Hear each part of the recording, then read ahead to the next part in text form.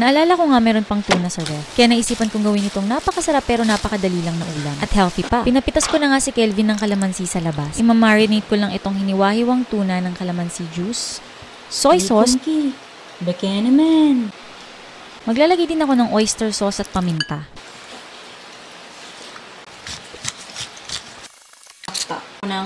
Worcestershire.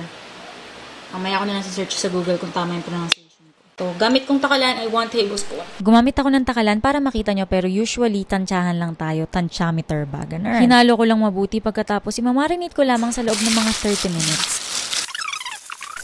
Ang bango nga at mukhang ang sarap ng tuna kaya naman natitempt na akong hindi na siya i-marinate at lutuin na nga diretso. Worcestershire.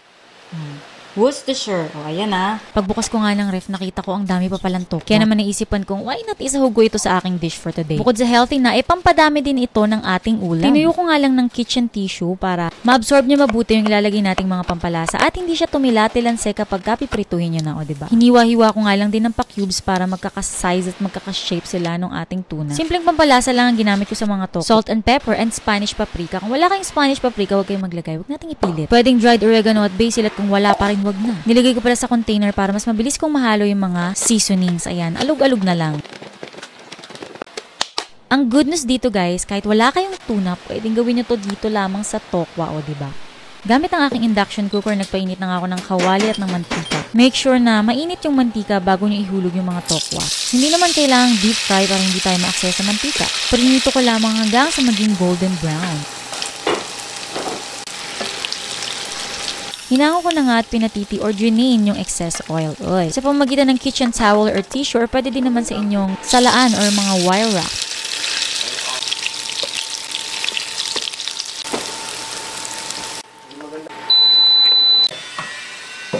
Alright guys, back to the ballgame. Muntik na kitang hindi maantay.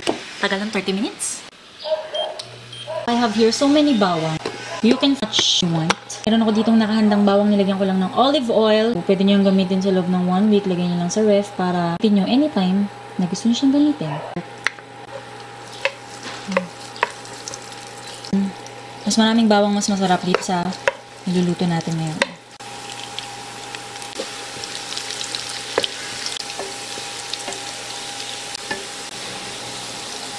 Hanguin na natin dahil akala nyo lang hindi pa yan tostado. Pero maya-maya lang pag nahangina na yan, mag-iba na kulay niyan. Ito na nga, binawasan ko na nga ng mantika. Or mushroom. Hindi ko na siya hiniwa-hiwa. Kung gusto nyo sliced mushroom, may nabibili naman na. Gusto ko ay whole mushroom. Wala lang, presto lang.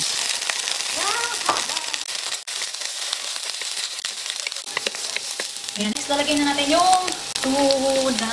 Ayan, tulog. Okay.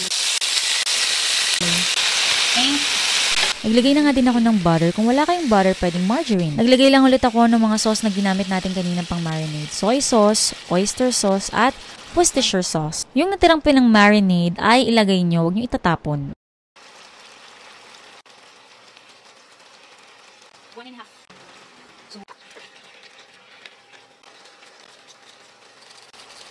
Maglalagay ako ng sugar para mas mabalanse yung lasa. Believe me guys, hindi siya magiging matamis. Adjust nyo na lang according to your preference. Pinakuluan ko na nga into medium-high heat. Takpan at hinaan ng apoy. Dahil mabilis maluto ang tuna, mga 5 minutes lang natin siyang isi-simmer.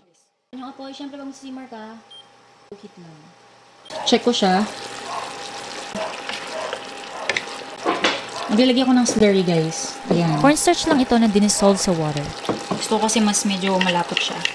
At dahil cornstarch ang ginamit natin sa umpisa, kala mo siya maputi pero mamaya magiging translucent yung sauce niya. Haluin lang natin.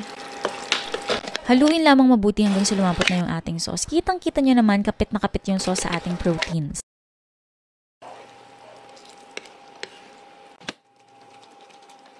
Huwag nyo kalimutan na ilagay yung pinrito niyong tokwa. Lalo na kung konti lang yung tuna niya guys. Diba? Pang marami din yan. Yung siyang ganyan. Itong tokwa natin, 3 seasonings lang yung ginamit natin dito. Salt, pepper, and paprika. Ang sarap. Hindi pang maubos. Yan. Kung siya may pagtikim ko, haluin na natin siya.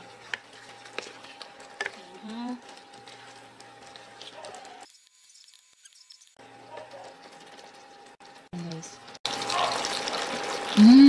Tamang-tama lang yung luto sa tuna. Ang lambot niya, kaya patay na natin siya. Alright. Alright. Okay.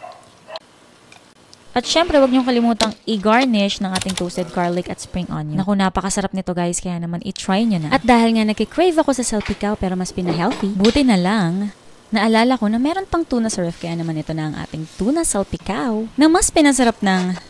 Charot lang, wala pa tayong sponsor. Mas masarap ngang kainin kapag mainit-init pa, kaya naman enjoy. Hi guys, sabihin ko sana moment of truth pero natikman ko na siya kanina at napakasarap na. Ayun, kakain pa rin tayo sa harap niyo para matakam kayo. Charot lang. Kain po! Yan, kuha tayo ng perfect bite. Pag perfect bite, nandun lahat yung sahog.